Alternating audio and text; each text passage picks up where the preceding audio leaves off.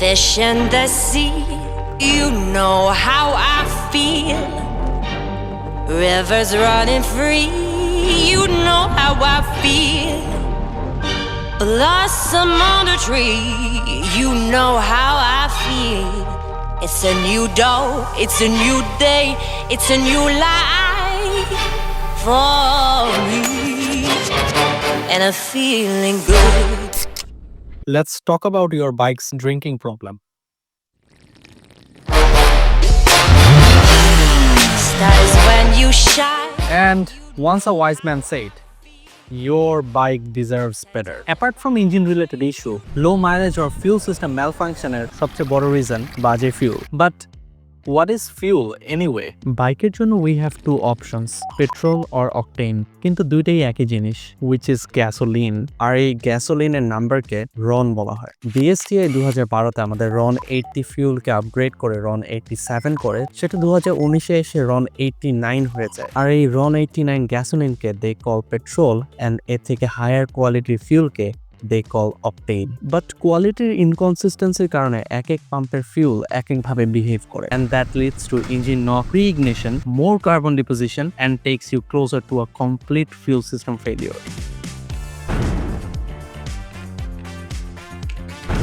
ইঞ্জিনের ভিতরে air and fuel মিক্সচারে যখন স্পার্ক অ্যাড হয়, এক্সপ্লোশন হ্যাপেন্স। যদি কন্ট্রোলড অ্যান্ড প্রপার এক্সপ্লোশন হয় তাহলে সেটাকে বলে কম্বাসশন, বাট যদি আনকন্ট্রোলড মিনি এক্সপ্লোশনস হয় then it's knock or detonation.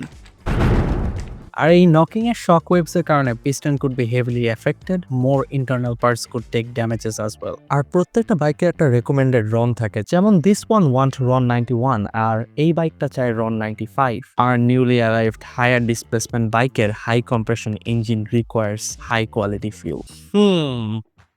তাহলে সলিউশনটা কি? Octane booster.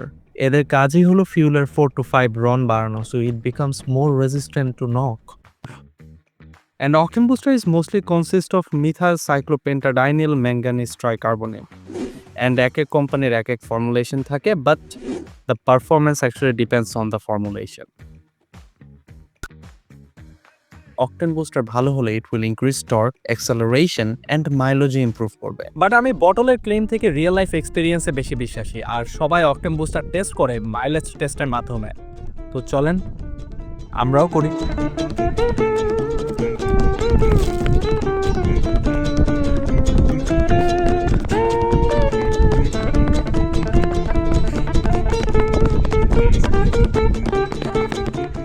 So আমি কয়েকটা অকটেন বুস্টারের স্যাম্পল নিয়েছি based on my budget, made in Germany, China and লিখা Singapore.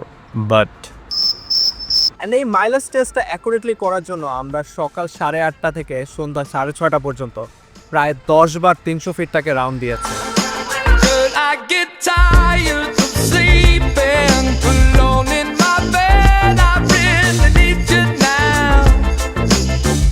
But octane booster mix করার আগে আমরা দুই টাইপের ফিউলের মাইলেজ টেস্ট করেছি, and from there we got the average base value which is 41.8 kilometres per litre. আমরা টেস্টটা শুরু করেছিলাম এনএক্স ফিউল দিয়ে, যেটাতে ফার্স্ট টেস্টে আমরা মাইলেজ পেয়েছি 44.8 kilometres per litre. But second test করার আগেই আমাদের সেকেন্ড থটস চলে আসে, কারণ আমরা যখন অকটেন বুস্টারটাকে আমাদের স্যাম্পল কন্টেইনারে স্টোর করি, আমাদের কন্টেইনারটাকেই অকটেন বুস্টারটা গলিয়ে ফেলে, and that raised questions, is it even safe for your bike? So the NX fuel was disqualified.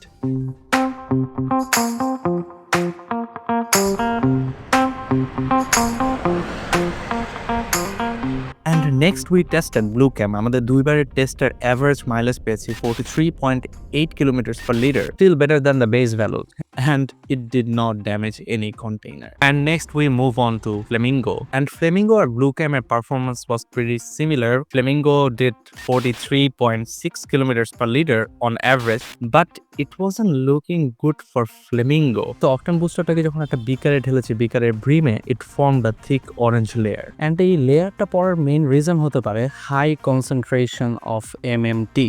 And এমএমটিতে থাকা ম্যাঙ্গানিজ যখন বাতাসে থাকা অক্সিজেনের সাথে রিঅ্যাক্ট করে, it forms manganese dioxide, and this excessive amount of MMT is not good for your bike. এর কারণে আপনার বাইকে ইন্টারনাল কম্পোনেন্টগুলোর ভিতরে এমএমটি ডিপোজিশন হতে পারে।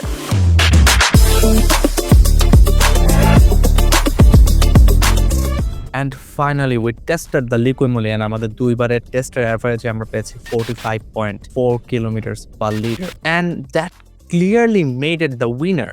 Plus এটা কোনো কন্টেইনার ফুটা করেনি, it didn't leave any residue. So আমাদের লিস্টের first is liquimoli, second is blue chem. I hate to break it to you. Mileage test proves nothing. Because একটা mileage teste rider, bike, road কন্ডিশনের মতো অসংখ্য variable কাজ করে। আমি যে টেস্টটা করেছি সেই সেম টেস্টটা আরেকজন করলে হয়তো বা ডিফারেন্ট ভ্যালু আসবে। একটা অকটেন বুস্টার কিন্তু শুধু মাইলেজ বাড়ানোটাই কাজ না। The real purpose is to make the fuel more resistant to knock. And তার জন্য করতে হবে নক টেস্টিং। শুনেছি এসব শুধু ল্যাবরেটরিতেই সম্ভব, কিন্তু কোনো প্রপার ল্যাব খুঁজে না পেয়ে we have to do something about it. একটা সাউন্ড ওয়েভের দিকে তাকালেও তো বোঝা যায় যে কোনটা নর্মাল সাউন্ড আর কোনটা অ্যাবনর্মাল সাউন্ড। আর আমাদের টার্গেট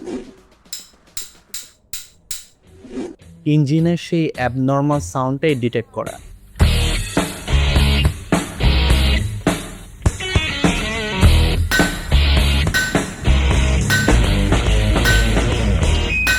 এনাফ আয়রনম্যান রিক্রিয়েট হয়েছে, আসো কাজ করি।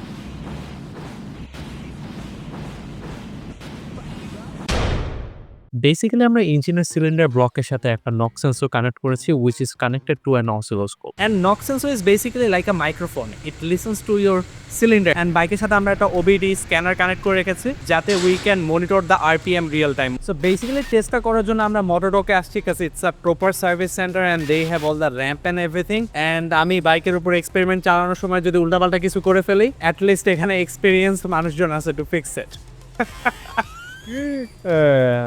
বেসিক্যালি আমরা ইঞ্জিনটাকে হাই রেভ করে অসিলোস্কোপ থেকে এভাবে ভিজুয়াল ডেটা নিব and we will find out how much knock or extra noise it's producing before additive and after additive. So আমরা চেষ্টা করেছিলাম যে একটা সার্টেন RPM রেঞ্জের মতো ধরে রাখতে, because the knocking happens more when the engine is at the higher RPM. So আমরা অ্যাকচুয়ালি কম্পেয়ার করেছি a fuel without any additive and a fuel with blue chem. And blue chem দেওয়ার পরে we started to notice some improvement. We saw some reduction in noise. We saw the data started to get smoother and lines were a bit consistent. And it's safe to say that blue chem actually improved the quality of the fuel. Approximately 25% improvement. And যখন আমরা লিপোমলি test করা শুরু করি, we saw some significant difference. The data was more stable and smoother, and the peak amplitude was significantly lower. That means less knock. And from the visual reference, we found 40% reduction in noise. Now here you go again, you say you want your freedom. So yeah, by now you know who is the winner. Basically এটা 200 ml একটা container, it's for 50 liters of fuel. তার মানে আপনি ফুল ট্যাঙ্কে 4 to 5 times use করতে পারবেন। As for liquimoli, it's Germany's #1 motor oil and additive brand, and this has been tested at the tracks. এটার সাথে আসলে কিছু অ্যাড করার নাই। এই পুরো টেস্টিংটা অ্যাকচুয়ালি একটা ইম্পালসিভ ডিসিশন বলা যেতে পারে। বিভিন্ন ল্যাবরেটরি ঘোরার পরে I got a bit disappointed. এমন না যে ওই ল্যাবরেটরিগুলো অন্যান্য অনেক টেস্ট করার জন্য কেপেবল না। I needed the Octane knock testing, so বুঝতে পারতেছেন, nothing on them to be honest. একটা হায়ার রন ফিউলে higher number of cleaning agent থাকে। এই ক্লিনিং এজেন্টকে ডিটারজেন্ট বলে। টুথপেস্ট হচ্ছে দাঁতের ক্লিনিং এজেন্ট, গ্লাস ক্লিনার গ্লাসের ক্লিনিং এজেন্ট, আর আপনার কাপড়ের ডিটারজেন্ট কাপড়ের জন্য cleaning agent. And with the octane booster cleaning এজেন্টও আপনার ফিউলের সাথে মিক্স হয়, যার কাজ হচ্ছে ফিউলের ফ্লোয়ের সাথে সাথে ইন্টারনাল সিস্টেমকে ক্লিন রাখা। যত যাই করেন না কেন এটা নির্দিষ্ট পরিমাণে থেকে কখনো বেশি দিবেন না। I think the best time to use a Octane booster could be when you have unpredictable fuel quality, or you just want better performance out of your bike and want to prevent detonation from happening. You can actually mix it every time you fill up your tank, but make sure আগের Octane boosterটা শেষ হয়ে গিয়েছে। It wasn't just a myth busting. It was fact over feelings, numbers over assumption, and your bike definitely deserves better. Assalamu alaikum.